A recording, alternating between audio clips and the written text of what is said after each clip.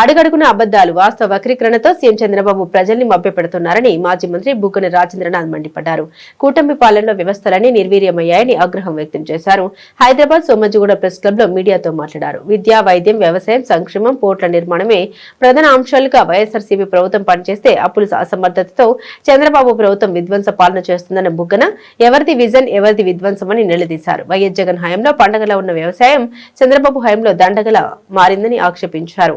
YS Jagan రైతును చేయి పట్టుకొని నడిపిస్తే చంద్రబాబు అన్నదాతను అధోగతి పాలు చేశారని మండిపడ్డారు. ఆయన చంద్రబాబు స్థూల ఉత్పత్తిపై అర్థం కాని లెక్కలతో మభ్యపెడుతున్నారని స్పష్టం చేశారు.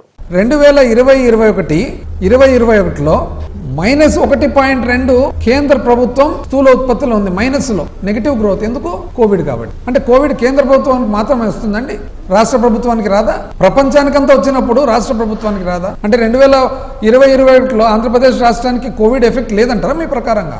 ఆ రోజు కూడా -1.2 కేంద్ర ప్రభుత్వం స్థూల ఉత్పత్తి నెగిటివ్ గ్రోత్ తగ్గుదలలో ఉంటే కూడా రాష్ట్ర ప్రభుత్వం మాత్రం 5.7 పెరిగింది. 5.7.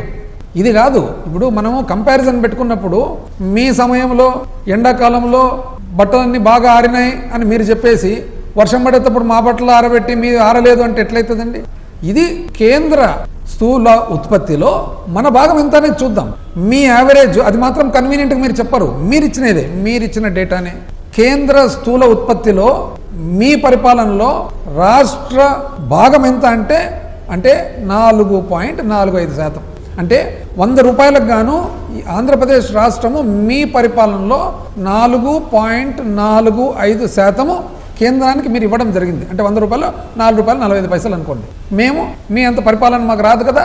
కోవిడ్ పెట్టుకొని కూడా కేంద్ర స్థూల ఉత్పత్తిలో, జాతీయ స్థూల ఉత్పత్తిలో 4.8%, అంటే మీకంటే ఎక్కువ. 2018, 19 నుంచి 23, 24 వరకు చూసినట్లయితే అప్పుడు స్థూల ఉత్పత్తితో పాటు ఒకవేళ ఆదాయము గమనించినట్లయితే పెరుగుదల, మరి అప్పుడు 10.2% మాది స్థూల ఉత్పత్తి పెరిగింది, ఆదాయం కూడా మాది 9.8% పెరిగింది.